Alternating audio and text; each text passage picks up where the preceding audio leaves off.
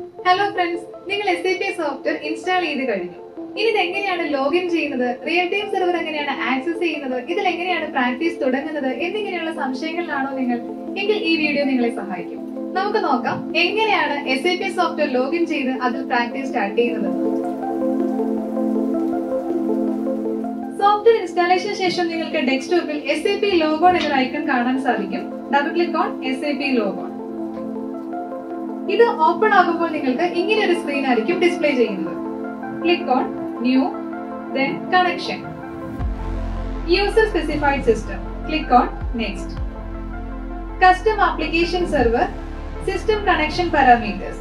ഇവിടെയാണ് നിങ്ങളുടെ സെർവറുമായി ബന്ധപ്പെട്ട ഡീറ്റെയിൽസ് എൻ്റർ ചെയ്യേണ്ടത്. Description,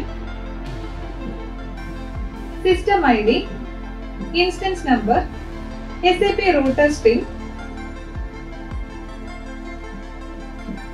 application server. ഇത്രയും ഡേറ്റ എൻ്റർ ചെയ്തതിനു ശേഷം ക്ലിക്ക് ഓൺ നെക്സ്റ്റ്. നിങ്ങൾക്ക് ഇവിടെ ലാംഗ്വേജ് സെലക്ട് ചെയ്യാനായിട്ടുള്ള ഓപ്ഷൻ അവൈലബിൾ ആണ്. ഇംഗ്ലീഷ് സെലക്ട് ചെയ്യാം.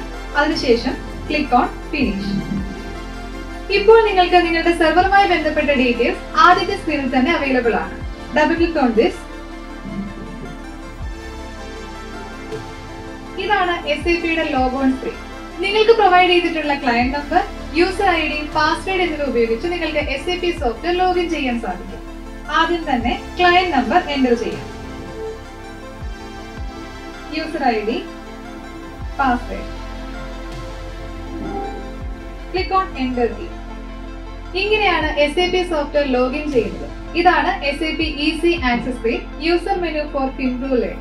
നിങ്ങൾക്ക് ഇവിടെ ട്രാൻസാക്ഷൻ കോഡുകൾ എൻ്റർ ചെയ്ത് ഓരോ ടാസ്കുകളായി കംപ്ലീറ്റ് ചെയ്യാവുന്നതാണ്. അങ്ങനെ നിങ്ങൾക്ക് നിങ്ങളുടെ SAP പ്രാക്ടിക്കൽസ് മുന്നോട്ട് കൊണ്ടുപോകാം. Thank you.